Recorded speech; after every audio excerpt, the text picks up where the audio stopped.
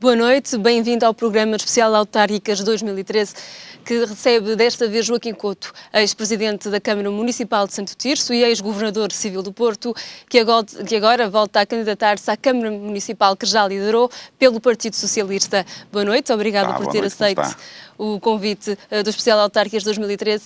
E eu começo, antes de mais, por lhe perguntar quem é Joaquim Couto, que percurso é que tem vindo a percorrer, que o leva agora a querer candidatar-se de novo à Câmara Municipal de Santo Tirso? Bem, eu já estou na vida autárquica e na vida política há muitos anos. Diria mesmo que a vida política comecei mesmo antes de 25 de Abril. A vida autárquica foi depois, a partir de 1979, que fui candidato à Câmara Municipal na lista, em número 5, se não estou em erro, e depois candidatei-me como presidente da Câmara em 1982 até 1999. Ocupei esse lugar durante esse período. E nesse período estivemos e constituímos a Associação de Municípios de Val do Ave, ajudei a construir, e com outros camaradas do partido, a Associação Nacional de Autarcas do Partido Socialista, ajudei a fundar a Associação Nacional de Municípios Portugueses, enfim, um conjunto vasto de instituições que hoje ainda estão no terreno, algumas de natureza estritamente nacional, outras de caráter internacional, como a Associação das Coletividades Têxteis da Europa, que teve um papel muito importante na iniciativa Retex nos anos 90, já lá vão mais de 20 anos, 20 e muitos. Depois fui governador civil do Porto durante 3 anos, entre 99 e 2002. Estive no Parlamento, fui eleito deputado em 95, mas depois renunciei ao mandato. Voltei ao Parlamento em 2005, estive lá 4 anos e meio. Fui candidato à Câmara Municipal de Gaia, estive lá 2 anos a vereador e nestes anos todos, portanto desde 1982, essencialmente, até ao momento presente, além dos cargos políticos que ocupei por eleição, ocupei muitos outros por nomeação e por indigitação direta pelo facto de exercer outras funções, ou seja, o facto de ser Presidente da Câmara, de ser deputado, levou-me a um outro conjunto de instituições de caráter nacional e internacional que seria fastidioso estar aqui a enumerar e, portanto, nem sequer vou fazer isso. E, finalmente, em 2013, no princípio de 2013, mas mais concretamente durante o ano 2012, sou candidato à Câmara Municipal de Santo Tirso de novo. Vamos ver se o eleitorado entende que eu tenho coisas importantes e coisas e projetos, um projeto político, e se a minha contribuição para o engrandecimento do Conselho, se o eleitorado é favorável a essa ideia. Não é? Mas porquê esse desejo de regressar a uma Câmara que já lá esteve? O que é que ficou por fazer que lhe dá vontade de regressar? Bem, por um lado, a atividade política, no seu sentido mais lato, não é descontínua, é contínua, portanto eu sempre Nunca termina. Nunca termina, não é? Segundo lugar, de facto, do exercício da política em Portugal, a atividade de autarca e de Presidente da Câmara é uma daquelas atividades em que é possível uma realização mais concreta, em que o político mais se sente diretamente comprometido com aquilo que faz e com aquilo que é o seu projeto político para um conselho qualquer. Não é? Mas porquê é que quero regressar? Eu quero exercer a atividade política no meu conselho. Primeiro quero exercer a atividade política no meu partido, que eu ajudei a fundar e ajudei em Santo Tirso e ajudei a crescer.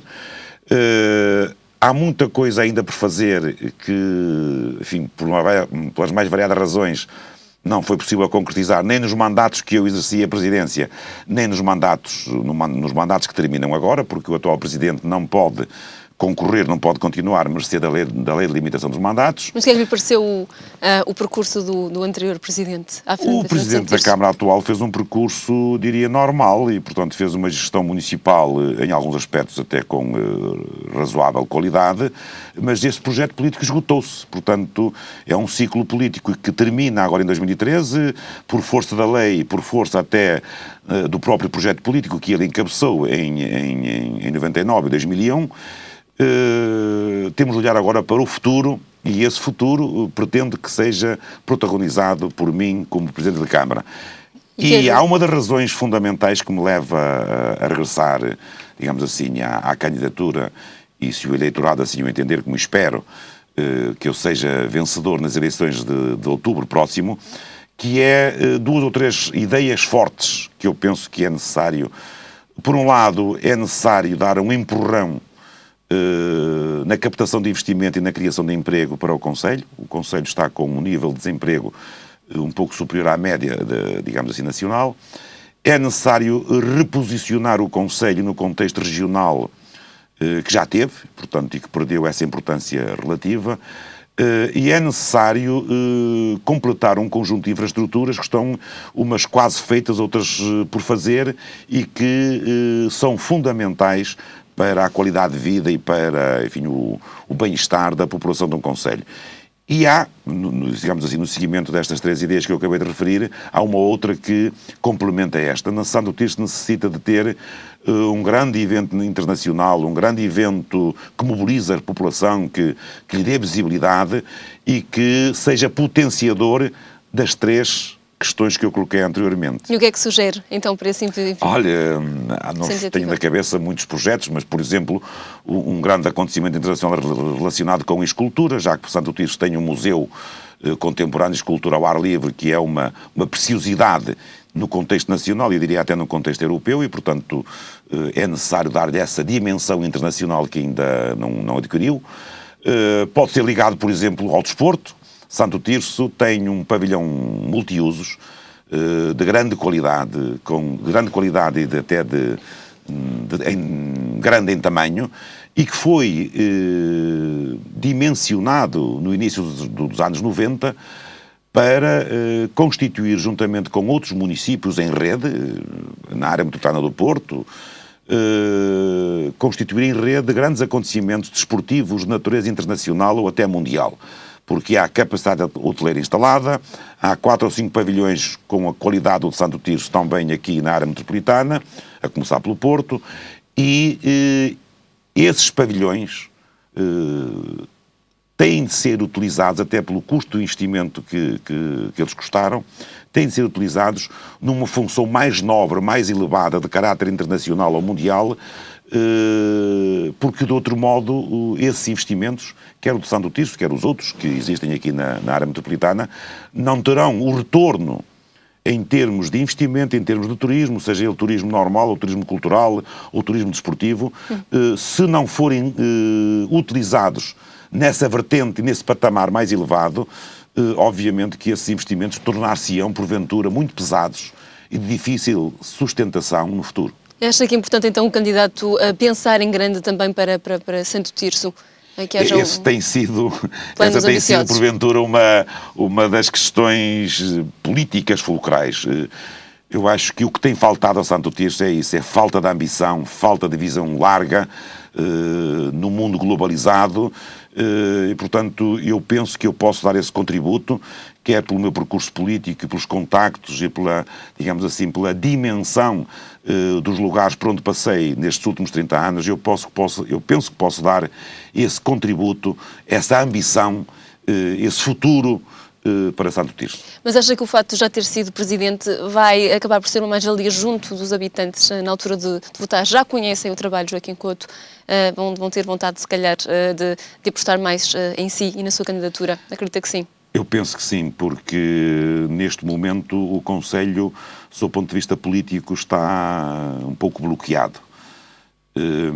E as pessoas conhecem-me e sabem da experiência que eu produzi em Santo Tirso, sabem do tipo de relacionamento que eu estabeleci com as instituições, com os munícipes e com as pessoas, e ainda não se falava muito na política das pessoas para as pessoas ou das pessoas com as pessoas, mais concretamente na envolvência, nesse diálogo social permanente, e eu já o fiz na década de 90, portanto, quando lá estive.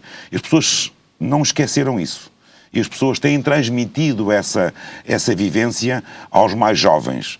E as pessoas dizem-me hoje na rua e por onde passo que têm saudade desse tempo em que o Presidente da Câmara era um entre eles. Uma próxima relação de proximidade. Uma relação de proximidade muito grande, que falava com toda a gente, independentemente do peso da carteira, que falava com toda a gente e a Câmara estava de portas abertas, em que os presidentes de junta eram tratados todos igualmente e em que os problemas se resolviam, diria, com a celeridade que a circunstância o exigisse. E em que a burocracia era ultrapassada quando era necessário ultrapassar. E, portanto, as pessoas sabem daquilo que foi a minha experiência e, pelo que eu vejo na rua e pelo contacto que tenho com as pessoas, têm alguma saudade desse tempo. Eu espero que isso se traduza em votos e que tenha uma maioria clara e uma votação clara em outubro para que eu possa de novo pôr em prática aquilo que eles já conhecem e trazer um conjunto de ideias novas que tenho em carteira para o Conselho. Não é? Mas quem é que acha que vai ser o seu maior opositor nesta candidatura? Quem é que acha que poderá, de certa forma, ser o maior travão aos seus intuitos? Olha, para lhe falar sinceramente, acho que está a ser criado um consenso social à volta da minha candidatura, de tal modo que ela está a transformar-se de uma candidatura que nasce no Partido Socialista, está a transformar-se numa candidatura transversal, em que se cruzam as opiniões e os interesses políticos dos vários partidos, portanto, que têm expressão em Santo Tirso e que têm expressão na Assembleia Municipal. Eu tenho recebido muitos incentivos de votantes que tradicionalmente nas legislativas e noutras eleições optam pelos seus respectivos partidos, mas que neste caso concreto da eleição para a Câmara Municipal e tratando-se da minha candidatura, já me manifestaram a sua opinião e já me manifestaram o seu desejo de votar em mim nas próximas eleições. Isso faz da minha candidatura uma candidatura transversal, uma candidatura, não direi a partidária, porque ela nasce no Partido Socialista e, portanto, e comunga dos valores socialistas e comunga de um projeto político mais global a nível nacional e a nível federativo, mas a verdade é que a nível municipal, e nós sabemos isso pela experiência passada, muitas vezes conta mais a esperança que as pessoas têm no candidato, a experiência que o candidato tem demonstrada, a confiança numa relação próxima que o eleitor tem com o candidato, conta muitas vezes mais isso do que a fidelidade partidária que noutras eleições, a nível nacional, não se verifica. Não é? E uma questão um pouco à parte, quando eu apresentei no início, referi que tinha sido governador civil do Porto.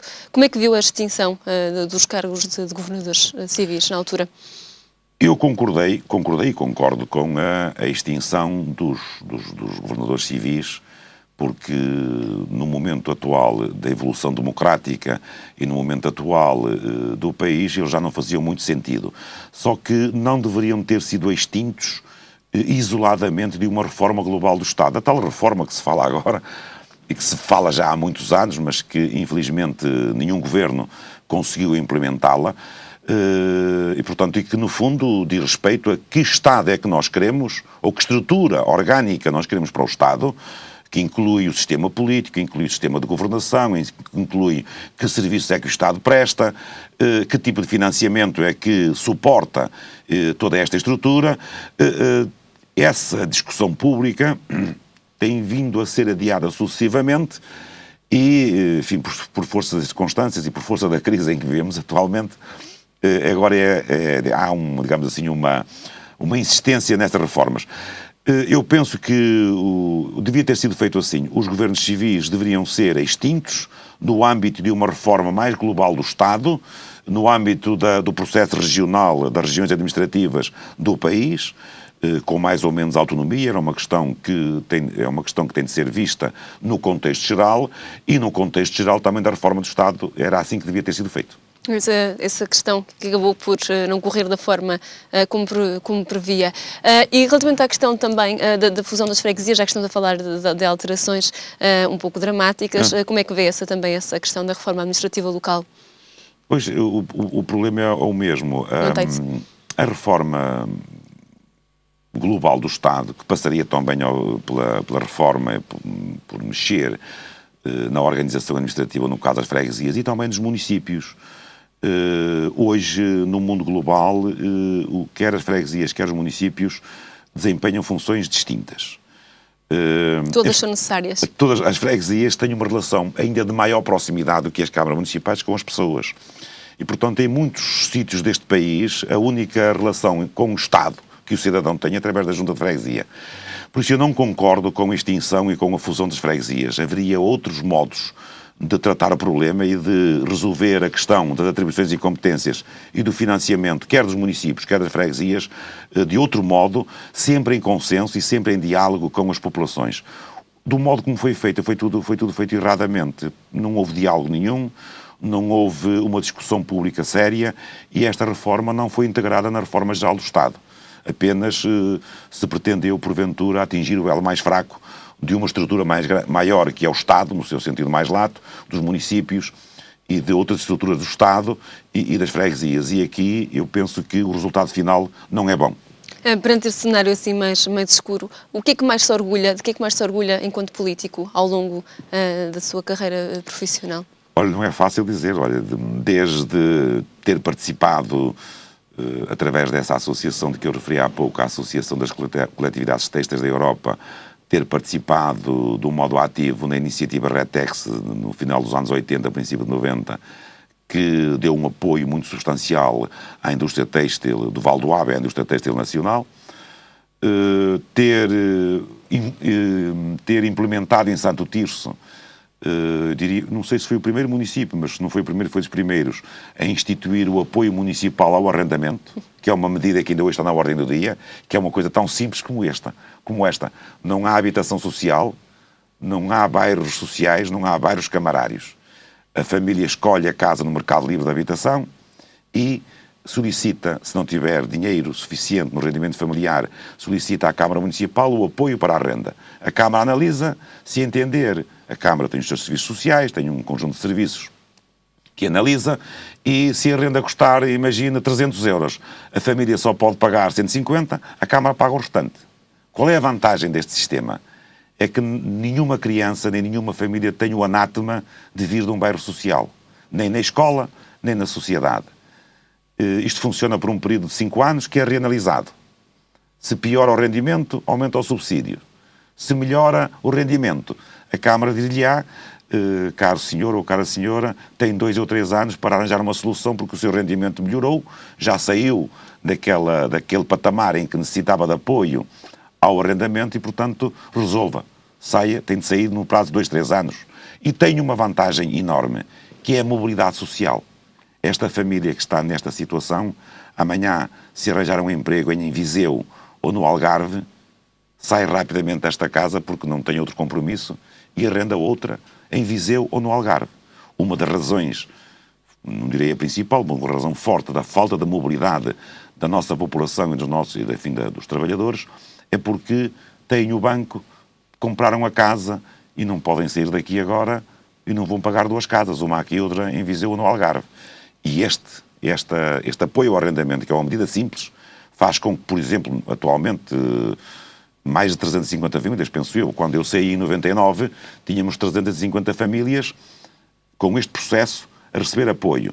Ninguém sabe onde estão integradas no meio, integração perfeita, e não têm o anátema. Acaba a estigma da população também. Não tenho porque, como sabe, em muitos municípios aqui da área metropolitana, é fácil ir à escola e identificar, às vezes são os próprios professores, às vezes é sem querer, não há nenhuma intenção, digamos assim, mas a verdade é que muitas vezes se apontam de onde é do bairro. De onde vem? Venho do bairro. E isto, obviamente, que cria uma situação mais difícil para sair do ciclo em que se encontra. E então, nesse caso, considera então como é que seria o presidente ideal para o Conselho de Santo Tirso, na sua opinião? O presidente ideal será um presidente que tenha uma ambição para o Conselho, que tenha um projeto político e que tome todas as suas decisões através do diálogo social, que fale com as associações e PSS, com os empresários e as respectivas associações, que fale com as escolas, os seus conselhos diretivos e que as suas decisões sejam sempre precedidas desse diálogo permanente e que sejam sempre consensuais no sentido literal da palavra, ou seja, que o Presidente da Câmara e os órgãos que o apoiam, não é, o Executivo e a Assembleia Municipal, que as suas decisões sejam sempre, que apontem sempre na direção dos anseios, das aspirações que as pessoas querem. E para que isso aconteça é preciso pô-las a participar. E para pô-las a participar é preciso criar as condições para isso. Se isso for feito, que parece assim tão simples, as pessoas participam. E não lhe faz confusão também fazer a transição de Vila Nova de Gaia, onde esteve como vereador, e agora não, eu em para Vila a Nova de presidência? Gaia foi apenas um interregno porque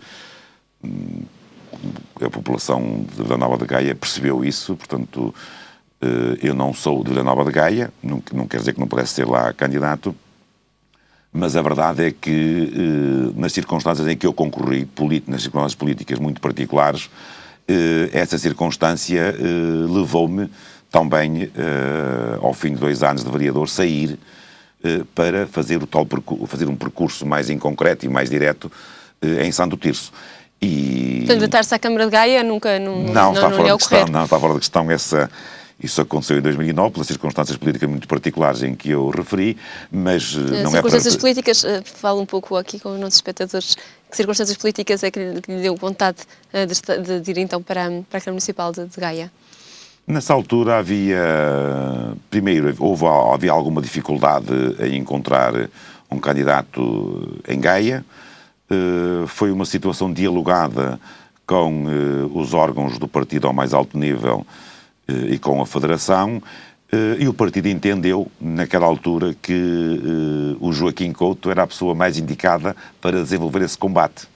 E, portanto, acabado esse combate que decorreu do modo cordial e do modo, enfim, diria que do modo positivo, tenho de lá boas recordações enquanto lá fui vereador e tenho hoje uma relação cordial com o Presidente da Câmara atual. Foi uma experiência positiva para mim, sob o ponto de vista político, e penso que o Partido Socialista em Gaia ganhou muito com a minha experiência e com o meu contributo, quer a nível partidário, quer a nível político. E isso ver-se-á nas próximas eleições, agora em outubro, com a candidatura do Partido Socialista a Gaia. Muito bem, passando agora para um nível mais nacional, como é que acha que os portugueses vão votar em 2013? Agora, aqui, mesmo este ano, como é que acha que vão indicar? Eu penso que em 2013 os portugueses vão votar maioritariamente no Partido Socialista. Porque não gostam do Partido Social Democrata ou porque acreditam nas ideias do Partido Socialista? Pelas duas razões. Primeira, porque há uma envolvência, quer queiramos, quer não, há uma envolvência indireta das consequências da atual governação nas eleições autárquicas, portanto, para as câmaras e para as juntas de freguesia. O que se passa atualmente em Portugal com o aperto nas famílias e o desemprego e a recessão económica, enfim, e a dependência externa com que nos encontramos, vai naturalmente ter uma influência negativa nas candidaturas do PSD às câmaras e às juntas de freguesia. E, portanto, diretamente ou indiretamente, irá beneficiar as candidaturas do Partido Socialista. Mas há um fator muito importante para que as pessoas optem pelas candidaturas do Partido Socialista. Porque há aqui um código genético do Partido Socialista relativamente às questões sociais, que estão na ordem do dia. Não quer dizer que as outras candidaturas de outros partidos também não tenham essa preocupação. Mas aquilo que distingue de um modo muito objetivo uma candidatura, a nível global, obviamente, uma candidatura socialista do Partido Socialista de uma candidatura de outros partidos, é que o Partido Socialista tem uma prática de gestão municipal muito virada para as questões sociais, o apoio às famílias mais carenciadas, o apoio à habitação, o apoio até na saúde, o apoio aos desempregados. Enfim, há aqui um conjunto de políticas municipais suplementares das políticas nacionais, ou então estritamente municipais, sem o contributo das políticas nacionais, que são mais comuns nas preocupações com o meio ambiente, as preocupações com a educação, na escola, criando condições ótimas na escola, não só a prática governativa do governo anterior relativamente à educação, já foi disso um pronúncio, mas já há esta marca das várias câmaras socialistas a nível nacional que têm essas preocupações e, portanto, também aí há um aspecto muito importante da votação nas candidaturas socialistas a nível local e municipal, portanto, a nível de freguesia e a nível das câmaras municipais. Não quer dizer com isto que não haja câmaras de outros partidos que não tenham as mesmas preocupações. E nós temos aqui à nossa volta algumas câmaras que não são do Partido Socialista e, felizmente, que têm as mesmas preocupações. Não é? Muito bem, muito obrigada por ter vindo aqui ao nosso programa também apresentar os seus argumentos para esta candidatura. E é desta forma que concluímos o programa Autárquicas 2013. Até para a semana.